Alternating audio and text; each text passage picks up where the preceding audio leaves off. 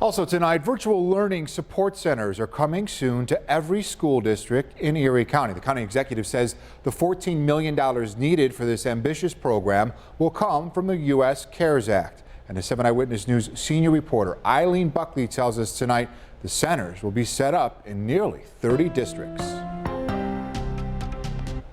We're going anywhere from Tonawanda to Hamburg, Alden into the Cheektowaga. Erie BOCES will be awarded grant dollars to work on behalf of 16 suburban school districts to set up the centers to help students so they're not alone for remote learning. Assistant Superintendent Elizabeth FREAS says they're working with providers so districts can establish centers, but will be following all the CDC and Department of Health guidelines so it's a safe environment for children. We'll be working through all of those processes with the providers to ensure that they're providing students with the same level of safety and support that they would be in a traditional school setting. In the city, Say Yes Buffalo is working to set up 45 centers for students working remotely. Parents are making that hard choice between job for their children and the need to have their kids at home. So it's meant to alleviate that. Say Yes Executive Director David Rust says the Buffalo school community is in crisis as working parents grapple with having to go to work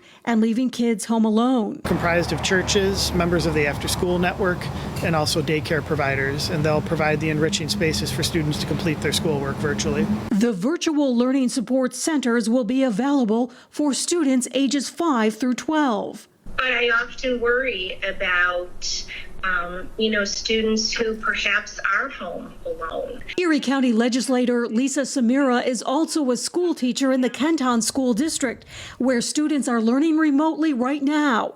She says she's heard from many parents who need help. Parents shouldn't be forced to have to make that choice, especially during this time. Erie BOCES says it will target October 1st as a possible opening date for their virtual learning centers, while Say Yes Buffalo says October 5th will be their open date. In West Seneca, EILEEN BUCKLEY, 7 Eyewitness News.